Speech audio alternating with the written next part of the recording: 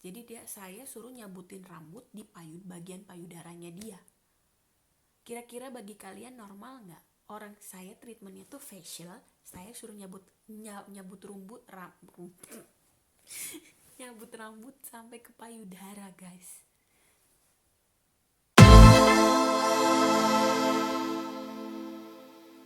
Halo semua, apa kabar? Kembali lagi dengan keluarga Fitri, bunga. Apa kabar kalian semua? Semoga dalam keadaan sehat dan jangan lupa terus bersyukur. Dan kali ini saya ingin membahas sesuatu pengalaman yang berharga. Jadi saya tuh kemarin tuh sedang mengalami pengalaman yang begitu tidak mengenakan. Tapi sebelumnya jangan lupa subscribe, like, subscribe guys, subscribe. Jangan lupa klik, like, komen positif dan share jika bermanfaat. Oke guys. Jadi kemarin itu saya mengalami sesuatu pengalaman yang tidak mengenakan. Saya di tempat kerja saya ceritanya mempunyai close orang klien ibu-ibu, dan umurnya itu sudah mungkin kira-kira 60 tahun ya. Dan 2 minggu yang lalu saya tuh kedatangan ibu ini untuk membuat termin ya, untuk treatment facial. Jadi beliau minta di facial wajahnya, dan 2 minggu lalu dia minta treatment itu termin. Dia tidak nice, sangat tidak nice, tidak friendly sekali waktu datang. Tapi karena memang klien ya, jadi klien itu adalah raja dan ratu ya, saya berpikir ya oke lah gitu ya, treatment untuk termin ya saya tulis kapan. Tapi saya udah punya feeling gak enak gitu ya. Nah kemarin itu adalah hari dimana beliau, klien saya itu treatment facial. Yang tidak mengenakannya itu nanti saya akan ceritakan, tapi saya ingin ceritakan dulu bahwa facial itu kan kalian tahu, namanya facial itu kan pembersihan wajah dari sini sampai sini ya. Nah beliau itu ingin mintanya itu di treatmentnya itu tidak hanya sebelah sini, keseluruhan sampai telinga dan sampai ke payudara. Jadi saya tidak membahas mengenai erotik. Jadi kalian tolong yang memberi komentar, tolong harap komentarnya itu positif dan tidak ke hal-hal yang negatif ya. Karena kalau ada yang negatif saya akan hapus. Maaf, karena ini memang bukan tabu, tapi ini pengalaman yang tidak mengenakan untuk saya. Dan saya ini menceritakan supaya siapa tahu ada kalian-kalian yang tinggal di Eropa atau yang kalian di Indonesia atau siapapun kalian yang ingin mempunyai usaha. Ini adalah pengalaman berharga untuk kalian sebagai seorang wirausaha. Nah jadi beliau datang facial kemarin dan dia tuh begitu, mukanya itu begitu tidak baik. Saya pikir mungkin waktu dia minta termin itu hanya feeling saya tuh mungkin dia lagi bete atau apa, tidak. Jadi waktu dia datang pertama kali ya saya biasa kan ya, namanya juga saya adalah pengusaha ya, saya harus mengatakan selamat pagi, selamat siang, selamat malam gitu ya. Dan memang waktu dia datang saya bilang selamat siang gitu ya, silakan masuk. Dia dari mulai datang masuk pintu itu sudah yang tidak nice. Dia ngeliat anak saya lagi tidur gitu kan, karena memang saya kan di sini sendiri, jadi anak saya harus stay selalu di salon karena dia juga belum masuk sekolah gitu ya, semua sekolah juga lagi ditutup gitu ya. Jadi dia lihat anak saya, dia langsung begini wajahnya. Jadi dari mulai dia datang sampai terakhir itu dia wajahnya begini guys. Hah? Kamu ternyata punya anak? Saya pikir kamu tidak punya anak. Kenapa anakmu ada di sini? Gitu ya. Jadi dia wajahnya kayak gitu guys, nakutin banget guys. Nah saya bilang ya saya punya anak, tapi kan anak saya mau ditaruh di mana? Saya kan nggak punya keluarga di sini, keluarga suami saya jauh, jadi nggak mungkin saya taruh di keluarga suami saya gitu kan, gitu. Oh gitu, gitu ya. Jadi ini tuh beliau tuh ditekuk guys gitu. Nah, akhirnya dia treatment ya oke ya, dia udah berdebat terus ya, pokoknya intinya berdebat tidak nice gitu, membahas sesuatu hal yang tidak penting. Pada saat treatment ini saya ceritakan pada saat treatment, jadi saya kan facial dulu ke muka.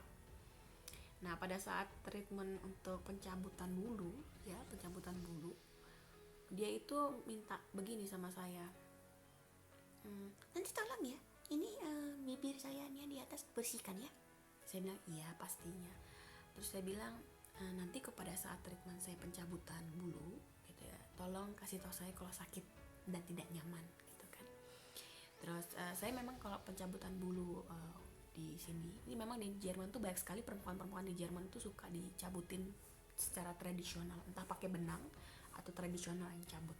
Banyak yang di waxing tapi tidak terlalu banyak klien saya minta di waxing gitu. Dan memang saya belum ada treatment untuk waxing. Mungkin beberapa bulan lagi saya bikin ada treatment itu karena memang terlalu banyak saya udah cukup lah 2 treatment dah. Oke lah gitu ya. Nah oke.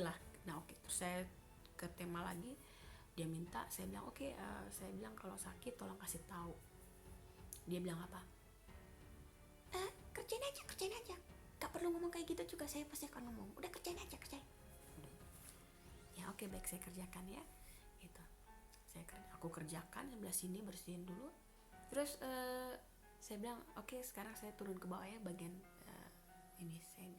Iya gitu kan. Aku bilang oke, sekarang kalau sudah selesai pencabutannya, sekarang saya alis kan juga sudah saya kerjakan, jadi saya selalu alis bawah sama sini ya. Terus dia bilang enggak, belum selesai, tolong Anda cabut ini bulu-bulu di belakang. Coba guys, bayangin guys, saya suruh nyabut rambut di belakang telinga ya. Saya kan nggak pernah punya, maksudnya saya nggak, selama 3 tahun punya usaha salon, nggak pernah ada klien minta dicabut bulu bagian belakang mah telinga gitu kan. Mungkin hidung iya gitu tapi enggak, saya nggak pernah ada gitu kan. Terus saya bilang oke, saya cek, saya cabut kalau ada bulunya ya, tolong dicek ya. Ya, ini yang bagian dalam tolong dibersihkan juga ya gitu. Aku suruh bersihin bagian dalam, saya bilang dicabut atau dibersihkan? Ya dibersihkan, pokoknya dicabut lah gitu, kalau ada rambutnya dicabut gitu. Oh iya ya, oke baik. Terus tiba-tiba dia turun ke bawah guys, jadi dibuka sama dia. Jadi saya tuh kan treatmentnya itu kalau itu selalu pakai singlet ya. Klien saya pakai singlet, diturunin sama dia. Memang saya biasa turunkan karena memang untuk saya pijit gitu belakangnya gitu. Terus tiba-tiba guys dia bilang tolong ya, ini juga nih, ini dibukalah ke payudaranya dia guys. Jadi saya suruh nyabutin rambut di bagian payudaranya dia. Kira-kira bagi kalian normal nggak? Orang saya treatmentnya tuh facial, saya suruh nyabut nyabut rambut sampai ke payudara guys. Saya langsung bilang tidak, saya tidak mau. Treatment saya adalah facial, dan facial itu adalah bagian wajah sampai ke leher, selebihnya tidak.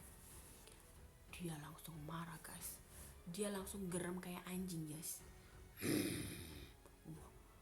Apa yang terjadi guys? Bulu kuduk saya tuh merinding guys. Saya langsung tiba-tiba gemeteran, tangan saya tuh gemeteran. Saya terkaget-kaget dan anak saya tiba-tiba bangun dari tidur.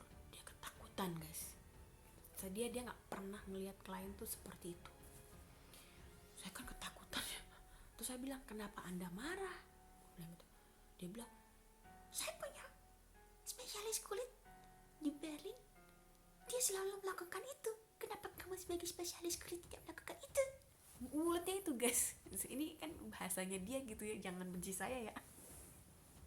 Terus saya bilang, ya saya kan punya treatment sendiri, saya adalah spesialis kulit, ya saya sendiri punya treatment, ya treatment saya seperti ini, 60 menit itu ya seperti ini, terdiri dari ini. Jadi kalau Anda tidak suka ya silakan cari spesialis kulit lainnya itu. Terus dia bilang, harusnya Anda lakukan ini dong, saya tidak suka itu.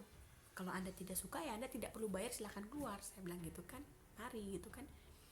Dia nggak suka. Oh, kalau gitu bagian punggung saya dicabutin juga bulu-bulunya. Kalian bayangin ya, emang saya pencabut apaan gitu bulu. Terus saya bilang, oh tidak. Dan dia selama treatment tuh aneh gitu. Aduh, saya bilang kok ada orang kayak gini. Dan itu menegangkan sekali tuh, menegangkan. Jadi selama 1 jam itu tuh menegangkan sekali gitu ya. Dan dia tidak nice selama 1 jam dan dia tidak suka. Saya udah kasih statement, saya tidak mau. Saya punya prinsip, saya tidak akan lakukan itu karena memang jelas treatmentnya tuh apa ya. Dan itu sangat membahayakan sekali untuk saya sudah punya nama baik di tempat usaha saya gitu ya. Dan ternyata kliennya itu ingin menghancurkan nama baik saya juga gitu kan, ingin menghancurkan segala-galanya situasi dan tidak merespek. Nah, Ini saya mau ngasih tahu ke kalian yang para wanita atau mungkin entah laki-laki ya, silakan. Tapi biasanya perempuan ya. Jadi kalau kalian ingin punya usaha di Jerman kah, di Eropa kah, di luar negeri kah, atau di Indonesia. Ini pengalaman saya sebagai orang Indonesia yang tinggal di Jerman. Orang-orang Jerman kebanyakan orang-orang yang sangat sarkasme. Bukan bukan sarkasme, tapi mereka mempunyai status kedudukan yang lebih tinggi dibandingkan orang Asia. Mereka terlalu banyak merendahkan orang-orang Asia yang mempunyai usaha atau orang-orang Asia yang bekerja apapun. Dan mereka tahu orang Asia itu biasanya entah restoran atau biasanya untuk permanen makeup atau seperti apapun itu, mereka tidak banyak yang mereka tuh sangat tidak menghargai. Saya mau selama 3 tahun banyak menghadapi dukanya daripada sukanya. Selama 1,5 tahun saya tuh sangat tidak dihargai oleh banyak klien saya. Tapi setelah mereka mencoba treatment yang saya lakukan, mereka banyak sekali menghargai skill saya. Jadi kebanyakan orang Jerman mereka menganggap skillnya kita ini tidak dihargai. Mereka berpikir orang Asia ya kita lihat aja lah gitu ya gitu. Apalagi harganya saya itu sangat murah sekali dengan mempunyai produk, dengan menggunakan produk yang begitu eksklusif mahal. Produknya saya itu sangat mahal sekali gitu ya. Dan treatment yang saya gunakan itu juga, yang saya lakukan itu juga treatment yang sangat mahal sebenarnya. Kalian bayangin facial saja saya harganya cuma 23 euro untuk 60 menit. Biasanya tuh harganya 50 euro gitu. Tapi saya tidak lakukan itu karena saya ingin mempunyai nama dulu. Saya ingin membuat nama di kota saya itu bagus. Jadi saya pertahankan harganya itu tidak terlalu mahal. Saya mencari klien dulu. Nah, ternyata dari awal itu mereka banyak yang benci dan tidak suka dengan promosi yang saya lakukan gitu, dan mereka sangat banyak yang sangat menghina gitu. Tapi pada saat mereka setelah treatment, akhirnya mereka mengagumi dan menghargai. Cuma yang perlu saya kasih tahu ke kalian bahwa kalau kalian ingin mempunyai usaha, kalian harus mempunyai mental baja yang kuat itu ya. Kedua, kalian harus benar-benar paham mengenai kewirausahaan, atau kalau kalian membuka usaha kalian harus tahu birokrasi di Jerman itu seperti apa. Karena birokrasi di Jerman begitu sulit gitu. Jadi kita jangan sampai dibodohi dan seperti terlihat bodoh oleh tamu-tamu kita, oleh para klien-klien kita, karena mereka lebih pintar daripada kita, padahal mereka lebih bodoh daripada kita gitu. Kalau kita punya usaha, yang penting kita harus ngerti dulu birokrasi di Jerman seperti apa. Ketiga, kita harus pintar berbahasa Jerman, bukan bahasa Inggris. Mereka sangat tidak tertarik dengan bahasa Inggris gitu. Kenapa? Kalau kalian tidak bisa berbahasa Jerman, kalian hanya bisa berbahasa Inggris, kalian tidak akan dihargai oleh mereka gitu. Kalian akan direndahkan. Itu di sini. Kemudian kalian harus punya prinsip yang kuat dalam usaha kalian. Kenapa? Contohnya, banyak laki-laki kurang ajar di Jerman dan banyak perempuan-perempuan juga kurang ajar. Di Jerman kita banyak melihat perempuan bisa menjadi laki, laki bisa menjadi perempuan gitu ya. Di sini tuh normal. Kalau di Indonesia kan udah ditimpukin batu ya gitu ya. Mungkin sekarang lagi heboh-hebohnya ya, menjadi laki jadi kayak perempuan, perempuan jadi laki. Tapi kalau itu